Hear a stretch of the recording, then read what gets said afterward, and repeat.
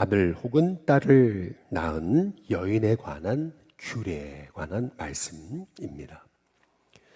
오늘 말씀을 우리가 보게 되면은 여인이 아이를 낳았어요. 그 아이가 남자아이일 경우는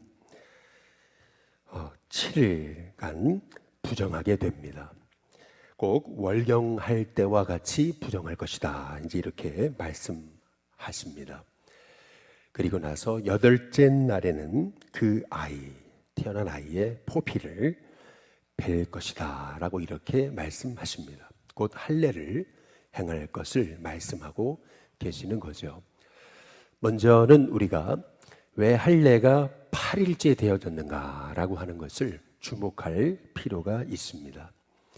7일이라고 하는 것은 이제 완전수죠. 그러니까 7일간 부정하고 그리고 이제 8일째 포피를 베는 것입니다. 이 8일째라고 하는 것은 7일이 완전수고 그리고 그 완전함이 끝나고 이제 8일째다라고 하는 것을 의미하는 것은 새로운 출발을 의미하는 것입니다. 속죄제 같은 경우도 속죄제의 제사의 본래적인 의미도 새로운 출발을 의미하는 것입니다. 하나님 앞에 죄를 속죄함 받고 정결하게 됨을 받은 사람이 다시 새로운 삶을 시작하는 새로운 출발을 의미하는 것이 그것이 속죄제인 거죠. 그래서 이거를 영어로 리셋이다 이제 이렇게 얘기를 합니다. 다시 시작하는 겁니다. 다시 놓는 것입니다. 그래서 8일째 할례를 행한다라고 하는 것은 소위 새로운 출발, 다시 시작하는 거, 소위 하나님이 그의 삶을 통해서 이제 하나님의 일을 시작하는 것을 말씀하고 계시는 거죠.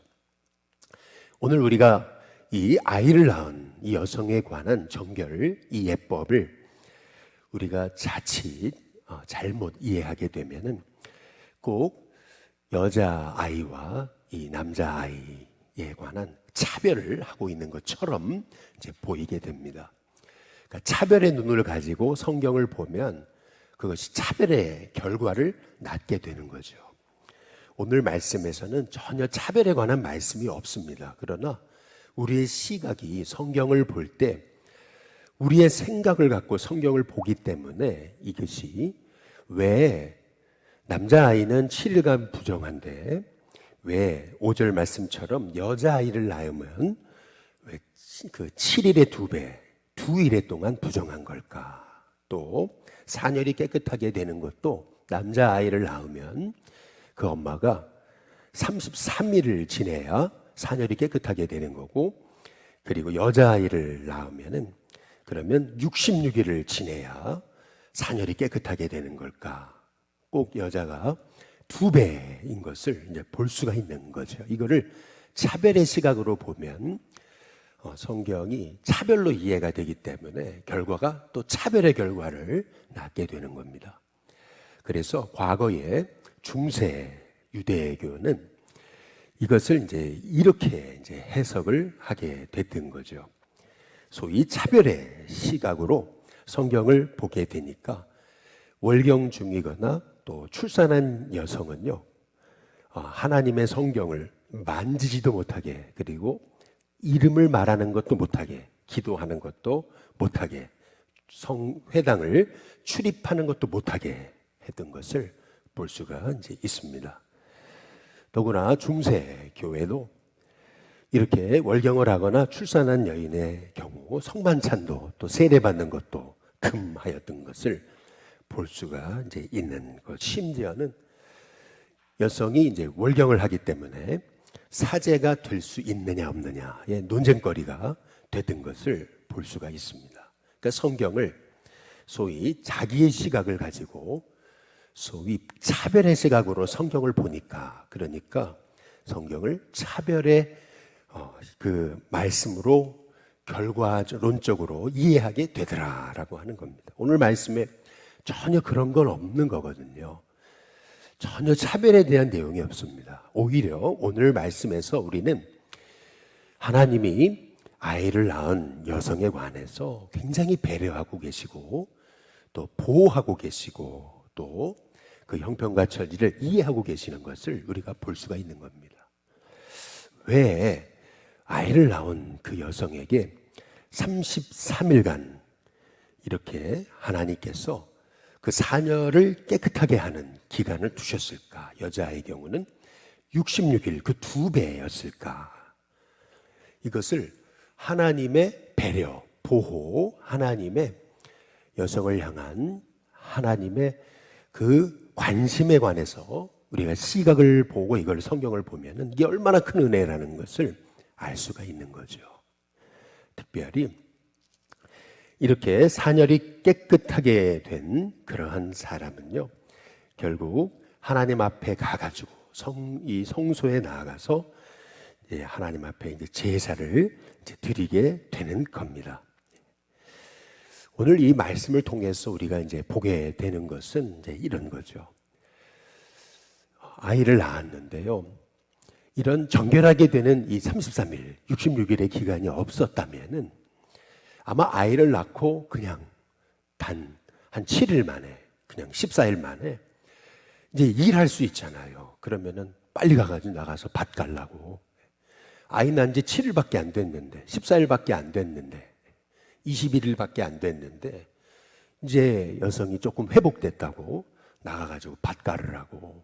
근데 이렇게 이것이 하나님의 정결 예법으로 정해지지 않았더라면은 이 여성에 대한 차별이 있었던 그런 사회 속에서 여성들은 아이를 낳고 그렇게 힘든 과정 중에도 또 나가서 밭을 갈아야 되고 나가서 밥을 해야 되고 또 나가서 일을 해야 되는 그런 사회적인 어떤 그 차별 속에서 살아야 됐을 그러한 그 상황이 당시의 상황인데 하나님께서는 33일이라는 그러한 여성이 회복의 시간을 허락하시고 또 66일이라고 하는 그러한 소위 사녀리 깨끗하게 되는, 정결케 되는, 그렇게 여성이 자기 몸을 이렇게 회복할 수 있는 그러한 기간을 허락하셔가지고 그때까지는 어떤 일도 하지 않고 거기에서 충분히 쉬고 충분히 회복하고 충분히 힘을 얻어가지고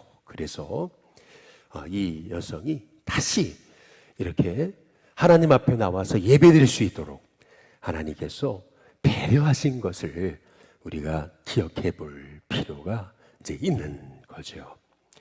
이 모든 이 여성에 대한 규례를 잘 보시면은 이 33일에 사녀리 정결케 되는 기간이 끝나고 66일에 정결케 되는 기간이 끝나고 하나님 앞에 나와서 번제, 속죄의 제를 이제 드립니다. 결국 이 모든 것이 예배와 관계되어 있는 거죠. 딱 사녀리 이제 깨끗하게 정결하게 되는 기간이 끝나면은 이 여성이 제일 먼저 와서 해야 되는 것은 하나님 앞에 나와서 예배드리는 거죠. 하나님 앞에 나와서 번제를 드리고 나를 하나님 앞에 올려드리면서 나는 하나님의 것입니다. 철저히 올려드리고 속죄제의 제사를 드리는 거예요. 여기서 속죄제의 제사를 드리는 것도 아까 말씀드린 것처럼 여기서의 속죄제의 제사의 의미는 뭐냐면은 뭐 아이를 낳는 과정에 있어서 너무 힘드니까 그러니까 막 그냥 하지 말아야 될 말도 하고 그러면서 막 그렇게 한 거를 회개하는 거다. 이제 이렇게 소위 그런 식으로 과거에는 이렇게 중세시대에 이해를 했었습니다. 근데 그게 아닌 거죠. 이게 차별의 관점으로 보니까 이제 그렇게 되는 거죠. 얼마나 자식을 낳고 아이를 낳는 것이 얼마나 하나님의 축복이에요. 그렇죠. 이 고통을 수반하고 해서 그 자식을 낳는 이 과정, 이것이 얼마나 하나님 앞에 이것이 얼마나 복된 일입니까? 그래서 속죄제의 제사가 의미하는 것은 뭐냐면은 다시 시작하는 겁니다. 리셋입니다. 다시 시작하는 거예요. 하나님이 이제 속죄제의 제사를 통해서 그에게 이제 하나님의 새 일을 시작하시는 것을 이제 말씀하고 계시는 거죠. 그런 의미에서요, 이 소위 아이를 낳은 여성에 관한 이 정결예법, 이것은요 얼마나 이 여성이 차별받기 쉬운 그러한 고대 사회에서 여성을 배려하는 그 하나님의 마음을 우리가 볼 수가 있는 거죠. 이것이 하나님의 성전 예배와 연결되어 있기 때문에요. 33일을 지나고 66일을 지난 다음에 이 여성이 33일, 66일간 쉬어야 되는 이유는 뭐냐면은 예배 드리기 위해서 하나님의 번제와 제사, 속죄제를 드리기 위해서 그렇게 33일, 66일 그렇게 회복의 기간을 둔다라고 하는 그런 관점에서 이 성경을 보게 되면은요, 모든 게 다 예배 중심으로 이 모든 것이 디자인되어 있다라고 하는 것을 볼 수가 있는 겁니다. 소위 자식을 낳았어요. 그리고 나서 이제 부정하게 되는 기간이 끝나면은 그 아이를 하나님 앞에 데리고 와서 그리고 나서 할례를 행하는 거잖아요. 그리고 또 그 여성도 회복의 기간이 끝나고 나서 하나님 앞에 와서 자기 몸을 드리는 거거든요. 이게 잘 이 성경을 읽어보시면은 우리도 그렇잖아요. 아이를 낳고 나가지고 한 100일쯤 지나고 예를 들어 아이를 데리고 성전에 데리고 오시잖아요. 그러면은 성전에 제일 먼저 데리고 오셔가지고 그 아이를 위해서 축복 기도를 받고, 그래서 이 아이가 성전에서 그렇게 하나님의 축복을 받고 시작하는 거거든요. 어머니도 똑같습니다. 어머니도 이 회복의 기간을 끝내고 나서 하나님 앞에 나와가지고 자기 몸을 드리면서 이제 하나님 앞에 정결하게 되는 예식을 행하고 이제 하나님 앞에서 다시 하나님의 은혜로 삶을 드리는 거, 시작하는 거. 근데 이것이 오늘 이 레위기의 말씀을 통해서 우리가 봐야 되는 성경의 핵심인 겁니다.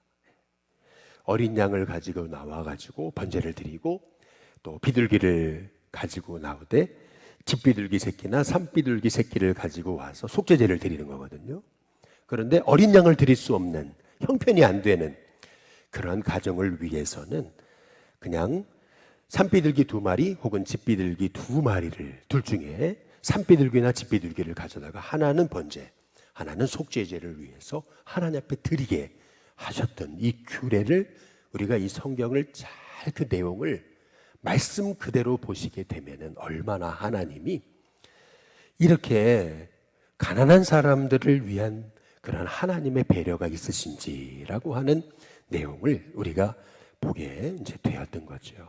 과거에 유대 사회에서, 이 고대 사회에서 여성은요, 아이도 낳아야 되지만은 아이를 낳고 또 나가가지고 밭일을 해야 되고, 나가서 또 가가지고 젖을 짜야 되고, 그 일을 했던 거예요. 그런데 하나님이 이거를 예배를 통해서 딱 묶어 놓으셨어요. 일단 하나님 앞에 나와 33일이 지난 다음에 예배 드리기 전에는 어떤 일도 못 시키게 하신 거죠. 66일 정결하게 되는, 소위 정결이라고 하는 말씀이, 다시 말해서 이 여인의 몸이 회복되는 그 기간이 끝나기 전까지는, 그래서 하나님 앞에 나와서 번제와 속죄제를 드리는 그런 하나님 앞에 나와서 예배 드리기 이전까지는 다른 일을 못하게 만드신 거예요. 딱 그냥 못을 박아 놓으신 거죠. 예를 들어서 우리도 소위 출산휴가 같은 거 있잖아요. 큰 기업에서는 출산휴가를 잘 줄 수 있지만은 작은 회사 같은 데는 출산휴가를 주기가 어렵거든요. 그런데 아이를 낳았는데 빨리 막 나오라는 게 이제 회사의 그러한 요구사항이잖아요. 그리고 나서 그게 안 되면 딱 자리를 이제 비워버린다든지 이제 그렇게 하는 거잖아요. 그런데 이 유대, 이 고대 사회에서도 마찬가지가 아니겠어요? 한 사람이라도 노동력이 필요했던 그런 사회 속에서 아이를 낳았는데 얼마나 몸이 그렇게 회복이 돼야 될 시간이 필요한데, 그런데 하나님께서는 딱 33일이라는 시간으로 딱 못 박아 놓으신, 66일이라는 시간으로 하나님이 회복의 시간을 못 박아 놓으신 거예요. 그때까지는 일을 시켜서는 안 돼요. 그때까지는 아무것도 못 해요. 얼마나 하나님께서 이렇게 하나님의 백성, 특별히 이렇게 소위 당시 그 사회에서 가장 약자라고 여겨졌던 그 여성들에 대해서 하나님이 이렇게 배려를 다 해놓으신 거예요. 그러니까 얼마나 이게 하나님이 하나님의 공동체를 세워가시기 위해서 그렇게 여성들을 배려하고 계시는가. 출산한 여성들에 대한 그 산모를 향한 하나님의 배려, 쉴 수 있게, 보호받을 수 있게 하나님은 배려하신 것을 우리가 볼 수가 이제 있는 거죠. 그런 관점에서 이 성경을 보게 되면은 이게 얼마나 하나님이 주신 축복이에요. 그렇지 않습니까? 마찬가지로 오늘 말씀을 통해서 우리는 이렇게 아이를 낳은 여성이 8일째 되는 날 그 아이를 하나님 앞에서 이제 할례를 행하게 했던 이 모든 규례들 있잖아요. 자식을 낳았는데 그것이 하나님 앞에 구별된 아이입니다. 하나님 앞에 드리는 거예요. 할례라고 하는 것은 소위 우리식으로 말하면 유아세례 같은 거죠. 딱 하나님 앞에 딱 선택받은 구별된 하나님의 자녀라고 하는 표시가 할례잖아요. 그래서 자식을 낳으면 하나님 앞에 이 아이를 데리고 와서 딱 할례를 행하면서 이 아이를 하나님 앞에 드리는 거거든요. 뿐만 아니라 아이를 낳았을 때 그 어머니도 33일 66일이 지난 다음에 번제를 드리면서 나를 하나님 앞에 올려드리는데 나를 정결하게 해달라고 하나님 앞에 속죄제사를 드리면서 내 부지 중에 하나님 앞에 범죄한 것이 있었다면 하나님 나를 용서해달라고 회개하면서 하나님 앞에 나를 올려드리고 이제 다시 새로운 또 출발을 이제 하게 되는 거였던 거죠. 오늘 이 말씀을 통해서 하나님은 얼마나 하나님의 백성들을 배려하시는가라고 하는 것을 우리가 보게 되는 거죠. 차별하라고 남자와 여자를 구분하고 차별하라고 그렇게 주신 말씀이 아니고 하나님의 배려를 우리가 볼 수 있다라고 하는 점에서 우리가 오늘 말씀을 우리에게 적용한다면은 우리도 이렇게 우리의 공동체와 우리의 사회의 삶 속에서 가정에서 이렇게 약한 사람들을 배려하는 그러한 그 마음이 우리 가운데 있어야 된다라고 하는 것을 성경이 우리에게 말씀하고 계시는 거죠. 우리는 얼마나 하나님의 백성들, 공동체원들, 약한 사람들을 배려하고 살아가는가. 우리의 관점에서는 벌써 아이도 낳고 몸도 괜찮아졌는데 빨리 나와서 일을 하라고 우리는 얼마든지 이제 그렇게 할 수 있는 그러한 사람들이잖아요. 하나님 그거 아시고 딱 정해 놓으셨어요. 33일간, 66일간 일 못 시킨다. 다 회복된 다음에 나와서 일할 수 있게. 그렇게 하나님이 그것도 그냥 와서 일하는 게 아니고 하나님 앞에 예배 드린 다음에 얼마나 하나님이 정교하게 그 공동체를 하나님의 배려로 세워가시는가라고 하는 것을 우리가 볼 수가 있는 거죠. 더구나 모든 것이 예배 중심으로 되어 있습니다. 자식을 낳아도 하나님 앞에 나와서 8일째 할례를 행하는 거고 또 자식을 낳은 여성도 또 하나님 앞에 나와서 번제와 속죄제를 드리고 이제 새로운 삶을 또 시작하게 되는 이런 그 하나님의 이 말씀을 통해서 우리의 삶이 언제나 예배 중심으로 세워져야 된다는 것을 말씀하고 계시는 거죠. 바라기는 저와 여러분의 삶에 오늘 하나님이 이렇게 유대 공동체를 하나님의 공동체, 교회를 예배 중심으로 세워가기를 원하시는 그 하나님의 마음을 우리가 깨달으면서 저와 여러분의 삶이 모든 것이 다 예배 중심으로 디자인되는 은혜가 있게 되시기를 주님의 이름으로 축복합니다. 그래서 옛날에는 어디 이사를 가도 꼭 가기 전에 그 집을 보고 가서 예배드리고 또 이사하잖아요. 또 이사한 다음에 또 목사님 모시고 와서 예배드리고 뭐든지 다 예배 중심이었거든요. 가만히 생각해 보면 옛날에는 우리 목회 나갔을 때 처음에는 이제 우리 옆에 교회 목사님 같은 경우는 내가 송아지에게 안수기도 하러 간다고 송아지에게까지도 이렇게 기도해 달라고 그렇게 했던 것이 우리 한국 백성들의 그렇게 예배를 삼고 예배 중심으로 모든 게 다 디자인이 됐었어요. 어떤 일이든 다 예배 중심이었어요. 새벽에 나와서 먼저 하나님 앞에 예배 드리고 나가서 밭을 갈고 이게 다 예배 중심이었어요. 그래서 옛날에는 새벽 기도가 뭐 4시 반 막 그랬었잖아요. 저도 첫 새벽 기도 때 그 단독 목회할 때 그랬었거든요. 그러니까 모든 게 다 예배 중심이었거든요. 하루를 시작해도 예배를 드리고 시작하는 거고 그리고 어떤 일을 해도 다 예배 중심으로 다 예배 중심으로 세워져 있었던 거거든요. 하나님의 공동체가 예배 중심으로 돼 있어요. 예배 드리기 전까지는, 아이를 낳고 번제 속죄 드리기 전까지는 이 여성이 푹 쉬게 하셨던 그런 하나님의 배려, 이것을 우리가 생각하면서 우리에게도 이 말씀을 적용한다면 우리도 어떻게 하면은 이렇게 우리의 공동체원들을 배려하면서 그렇게 공동체를 세워갈 수 있을까? 우리가 오늘 말씀을 적용하면서 하나님, 우리의 마음이 더욱 배려심이 있게 해달라. 배려심이 없었습니다 고백하면서 하나님, 예배 중심으로 살게 해달라고 기도할 수 있는 저와 여러분이 다 되시기를 주님의 이름으로 축복합니다. 우리 찬송가 432장 우리 함께 찬양 부르겠습니다.